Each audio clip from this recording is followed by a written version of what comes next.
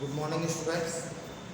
हमारे जो टॉपिक चल रहा है उसका नाम है भारतीय गायिकाओं में बेजोड़ लता मंगेशकर। लगभग आधा अध्याय हम पढ़ चुके हैं, बल्कि आधे से कुछ ज़्यादा ही पढ़ चुके हैं। तो आपके सारी बातें समझ में आ रही होंगी, क्लियर हो रही होंगी। जो बचा हुआ है वो देखिए।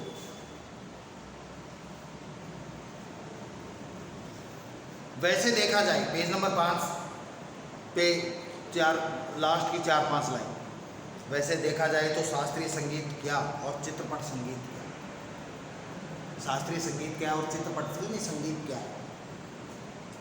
अंत में रसिक को आनंद लेने की सामर्थ्य किस गाने में कितना है, इस पर उसका महत्व ठहराना उचित है। अरे भाई, रसिक को, सुनने वाले को, रस लेने वालों को शास्त्रीय संगीत में ज़्यादा आनंद आता है या फिर चित्रपट संगीत में? जिसमें दोनों में से ज़्यादा आनंद आता है वही संगीत अच्छा है, चाहे वो शास्त्रीय संगीत हो चाहे चित्रपट हो। मैं तो कहूँगा कि शास्त्रीय संगीत भी रंजक न हो तो बिल्कुल ही नीरस ठहरेगा। रंजक, प्रसन्न करने वाला, खुश करने वाला यदि नहीं हो तो फिर वो भी नीरस, बेकार है, रस रहित है। संगीत कोई भी हो, उसमें सुनने वाले को, गाने वाले को आनंद आना चाहिए, जब तो वो संगीत श्रेष्ठ है। अन्यथा उस संगीत का कहीं कोई मतलब ही नहीं। अनाकर्षक प्रतीत होगा, आकर्षक रहित, अनाकर्षक, उसमें कुछ कमी सी प्रतीत होगी, ऐसा लगेगा कुछ कमी है उसमें। गाने में जो गानपन प्राप्त होता है, गाने में जो गाने का एहसास होना चाहिए, जो आनंद आना चाहिए, वह केवल शास्त्रीय बैठक के पक्केपन की वजह से, सुर ताल के निर्दोष ज्ञान के कारण नहीं। गाने की सारी मिठास, सारी ताकत, उसकी रंजकता, मतलब खुशी के ऊपर निर्भर है। सुनने वाले को, गाने वाले को मज़ा आना चाहिए, अवलंबित रहती है, आधारित रहती है, टिकी रहती है। और रंजकता का मर्म रसिक वर्ग के समक्ष कैसे प्रस्तुत किया जाए, किस अंदाज में कोई गाना गाया जाए, कोई गीत गाया जाए, या फिर चाहे वो चित्रपट संगीत हो चाहे शास्त्रीय संगीत हो, सुनने के बाद लोगों को, श्रोताओं को आनंद की अनुभूति होनी चाहिए। किस रीति से उसकी बैठक बिठाई जाए और श्रोताओं से कैसे सुसंवाद साधा जाए, अच्छे से बात की जाए श्रोताओं से कि श्रोता आह्लादित हो जाए, उनका दिल बाग बाग हो जाए। इसमें समाविष्ट है किसी मनुष्य का अस्थि पंजर और एक प्रतिभाशाली कलाकार द्वारा उसी मनुष्य का तैल चित्र, इन दोनों में जो अंतर होगा वही गायन के शास्त्रीय ज्ञान और उसके स्वरों द्वारा की गई सुसंगत अभिव्यक्ति में होगा। तैल चित्र होता है जिसमें तेलीय रंगों का प्रयोग किया जाता है। संगीत के क्षेत्र में लता का स्थान अव्वल दर्जे के खानदानी गायक के समान ही मानना पड़ेगा। जो कोई अव्वल दर्जे का खानदानी गायक हो उसके समान ही, जैसे ये बिस्मिल्लाह खां वगैरह, ये खानदानी शहनाई वादक थे। उस्ताद अमजद अली खां, ये खानदानी थे इनके का। तो लता के गानों को सुनकर भी ऐसा लगता है कि खानदानी गायिका है, खानदानी गायक के समान ही मानना पड़ेगा। क्या लता 3 घंटों की महफिल जमा सकती है? 3 घंटों का कोई कार्यक्रम हो तो लता जी क्या 3 घंटे तक लोगों को बांध कर रख सकती हैं, लोगों के दिल में समा सकती हैं? ऐसा संशय व्यक्त करने वालों से मुझे भी एक प्रश्न पूछना है। लता जी 3 नहीं 5 घंटे लोगों को बांध कर रख सकती हैं, 5 घंटे। ऐसा संशय व्यक्त करने वालों से प्रश्न पूछना है, क्या कोई पहली श्रेणी का गायक 3 मिनट की अवधि में चित्रपट का कोई गाना उसकी इतनी कुशलता और रसोत्कटता से गा सकेगा जितना लता जी गा सकती हैं? इतनी उत्कटता से कोई और गायक नहीं गा सकेगा। गा तो सकता है जिसको सुनकर श्रोता भाव विभोर हो जाएं, आनंदित हो जाएं।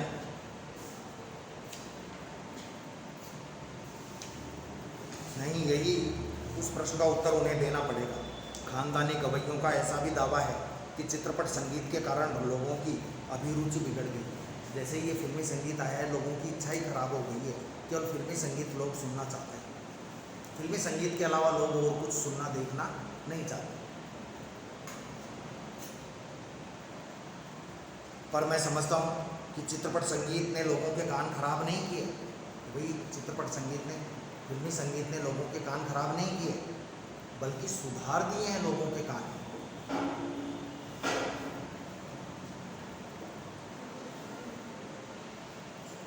उल्टे सुधार दिए। ये विचार पहले ही व्यक्त किया और उनकी पुनरुक्ति नहीं करूंगा, मतलब पुनरुक्ति दोहरान नहीं करूंगा।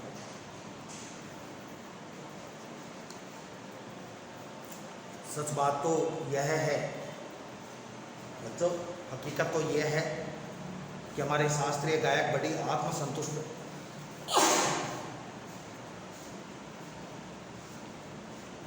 हमारे शास्त्रीय गायक बड़ी आत्मसंतुष्ट प्रवृत्ति के हैं, यानी जो उनको प्राप्त हो जाता है उसी में वो संतुष्ट हो जाते हैं। आत्मसंतुष्ट प्रवृत्ति के हैं, वृत्ति के हैं, व्यवहार के, आचरण के हैं। संगीत के क्षेत्र में उन्होंने अपनी हुकुमशाही स्थापित कर रखी है। संगीत के क्षेत्र में उन्होंने हुकुमशाही, जी हाँ, यस मैन, यस बॉस वाली स्थिति बना रखी है।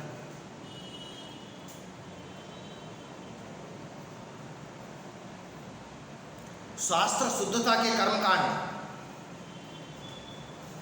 शास्त्र शुद्धता के कर्मकांड को उन्होंने आवश्यकता से अधिक महत्व दे रखा है कि भाई काम करेंगे तो शास्त्रों के अनुसार ही करेंगे। मगर चित्रपट संगीत द्वारा लोगों की अभिजात्य संगीत से जान पहचान होने लगी है। अभिजात्य संगीत का मतलब और भी शुद्ध और भी परिष्कृत संगीत के बारे में लोग जानने लगे। उनकी चिकित्सक और चौकस वृत्ति अब बढ़ती जा रही है। भाई किसी भी गहराई से जांच करने की, भाई चिकित्सक डॉक्टर क्या करता है, जांच ही करता है, फिर दवा देता है, तो जांच करने की प्रवृत्ति और चौकस वृत्ति, सावधानी की जो बात है वो बढ़ती जा रही है। केवल शास्त्र शुद्ध और नीरस गाना उन्हें नहीं चाहिए, केवल शास्त्रों के अनुसार शुद्ध और शास्त्रीय संगीत। तो भाई नियमों का तो गाने में पूरा पालन किया जाए, लेकिन नीरस और मजा ही नहीं आए, फिर वो गाना भी नहीं चलेगा। उन्हें तो सुरीला और भावपूर्ण गाना चाहिए, सुरीला हो, आवाज़ भी अच्छी हो और भावपूर्ण होना चाहिए, अच्छे भाव होने चाहिए गानों में, वो गाना चाहिए। और यह क्रांति चित्रपट संगीत ही लाया है। यह जो परिवर्तन लाया है, ये कौन लाया है परिवर्तन? चित्रपट संगीत, फिल्मी संगीत ही ये परिवर्तन लाया, बदलाव लाया। चित्रपट संगीत समाज की संगति, चित्रपट संगीत समाज की संगीत विषयक अभिरुचि में प्रभावशाली मोड़ लाया है। यानी समाज के लोग भी चित्रपट संगीत से जुड़ने लगे हैं। ये चित्रपट संगीत के आने के बाद ही हुआ है, क्योंकि शास्त्रीय संगीत में पहले लोग इतनी रुचि नहीं लेते थे। चित्रपट संगीत की लचकदारी, चित्रपट संगीत की लचकदारी, चित्रपट संगीत समाज की संगीत विषयक अभिरुचि में प्रभावशाली मोड़ लाया है। यानी समाज की भी संगीत के प्रति रुचि बढ़ी है चित्रपट संगीत आने के बाद। चित्रपट संगीत की लचकदारी उसका एक और सामर्थ्य है। मुझे ऐसा लगता है उस संगीत की मान्यताएं, मर्यादाएं, झंझट सब कुछ निराली है। चित्रपट संगीत का तंत्र ही अलग है। यहाँ नवनिर्मित की बहुत गुंजाइश है। चित्रपट संगीत में नया नया करने की, एक नए परिवर्तन की, नए बदलाव की बहुत गुंजाइश है, बहुत संभावनाएं हैं। जैसे शास्त्रीय रागदारी का चित्रपट संगीत दिग्दर्शकों ने उपयोग किया। जैसे शास्त्रीय संगीत में होता है कोई रागदारी का, चित्रपट संगीत दिग्दर्शकों ने, जो चित्रपट के संगीतकार थे, उन्होंने रागदारी का अपने चित्रपट संगीत में खूब काम में लिया है।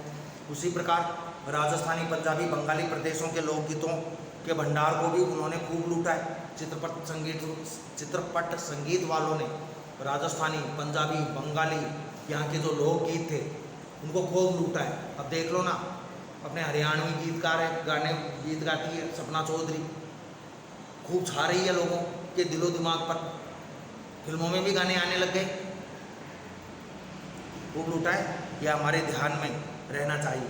धूप का कौतुक करने वाले पंजाबी लोकगीत रुक्ष और निर्जल रुक्ष, रूखे, रुक्ष यानी रूखे, और निर्जल यानी बिना जल वाले, रूखे और बिना जल वाले, राजस्थान में पर्जन्य की याद दिलाने वाले।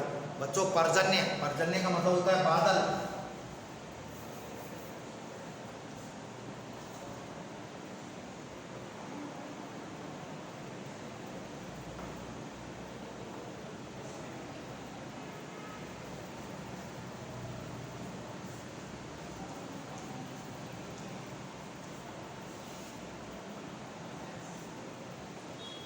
पर्जन्य की यानी बादल की, निर्जल राजस्थान में रूखे, सूखे और बिना जल वाले राजस्थान में बादलों की याद दिलाने वाले गीत, कि भाई यहाँ तो बारिश हो जाए, वो गीत गाए जाते थे।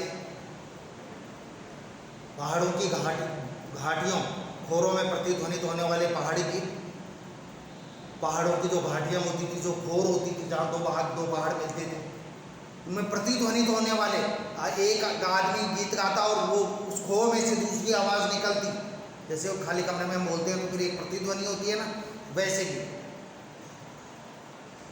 पहाड़ी गीत, ऋतु चक्र समझने वाले और खेती के विविध कामों का हिसाब लेने वाले कृषि गीत, और ब्रजभूमि में समाविष्ट, ब्रजभूमि में यूपी ब्रज प्रदेश में जहाँ भगवान कृष्ण का जन्म हुआ था उसके आसपास के क्षेत्र में ब्रजभूमि में समाविष्ट सहज मधुर गीतों का अतिशय मार्मिक व रसानुकूल उपयोग चित्रपट संगीत, चित्रपट क्षेत्र के प्रभावी संगीत दिग्दर्शकों ने किया है और आगे भी करते रहे।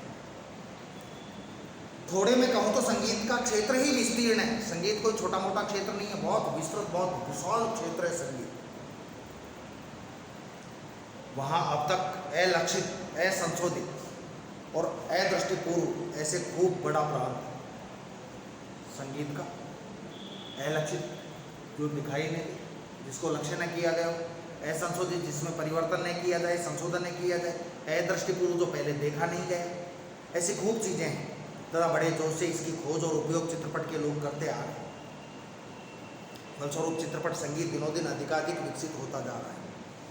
ऐसे इस चित्रपट संगीत क्षेत्र की लता अनभिषिक्त साम्राज्ञी, बिना राज तिलक की साम्राज्ञी, अनभिषिक्त यानी बेताज बादशाह हैं इस चित्रपट संगीत की लता। और भी कई पार्श्व गायक गायिकाएं हैं, लता के अलावा और भी हैं गायक गायिकाएं, पर लता की लोकप्रियता इन सभी से कहीं अधिक है। लता मंगेशकर इन सब में सबसे अधिक लोकप्रिय है, जानी जाती है। उनकी लोकप्रियता का शिखर का स्थान अचल है, अचल बिल्कुल स्थिर है। जिस स्थान पर आज लता जी बैठी है वो स्थान कभी उनका हिल नहीं सकता, उनका स्थान कोई और गायक या गायिका नहीं ले सकती। बीते अनेक वर्षों से वह गाती आ रही हैं, बहुत लंबे समय से, 1942 से गाती आ रही हैं। दूसरा 42 आने वाला है, 20 चल रहा है, 22 साल है, 12 साल, 22, हाँ 20 है, 22 साल है, यानी लगभग 78 ईयर्स से लता जी गा रही हैं। क्योंकि आधी शताब्दी तक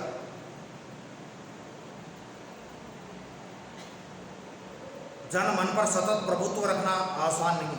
लगभग 50 वर्ष तक, आधी शताब्दी तक लोगों के दिलों पर राज करना कोई आसान काम नहीं है। ज़्यादा क्या कहूँ, एक राग भी हमेशा टिका नहीं रहता भाई। एक ही राग में कोई चीज़ हो तो वो भी हमेशा नहीं टिकती, लोग भुला देते हैं। लोगों को बार बार वही चीज़ सुने तो अच्छी नहीं लगती है। भारत के कोने कोने में लता का गान जा पहुँचे, यही नहीं प्रदेश में भी उनका गाना सुनकर लोग पागल उठे। भाई भारत के कोने कोने में उनका गाना गाया जाए, कोने कोने में लता जी की आवाज़ गूंजे, और भारत के ही नहीं बल्कि प्रदेश में भी, विदेशों में भी उनकी आवाज़ फैले, उनके गीत गाए जाएं और लोग उनके गीत सुनकर, गाने सुनकर लोग पागल हो उठें। यह क्या चमत्कार नहीं है? और यह चमत्कार हम प्रत्यक्ष देख रहे हैं, अपनी आंखों से देख रहे हैं। आप भी भाग्यशाली हो कि लता जी की आवाज़ सुनते हो, जिंदा जीवित लता जी की आवाज़। ऐसे कलाकार शताब्दियों में शायद एक ही पैदा होता है, सैकड़ों वर्षों में एक ही पैदा होता है, वो लता जी है। ऐसा कलाकार आज हम सभी के बीच है, उसे हम अपनी आंखों के सामने घूमता फिरता देख पा रहे हैं। कितना बड़ा है हमारा भाग्य। भाग्य तुम्हारा भी बहुत बड़ा है कि आज पाठ हो गया। क्वेश्चंस के बारे में चर्चा बाद में करें, ठीक है? धन्यवाद।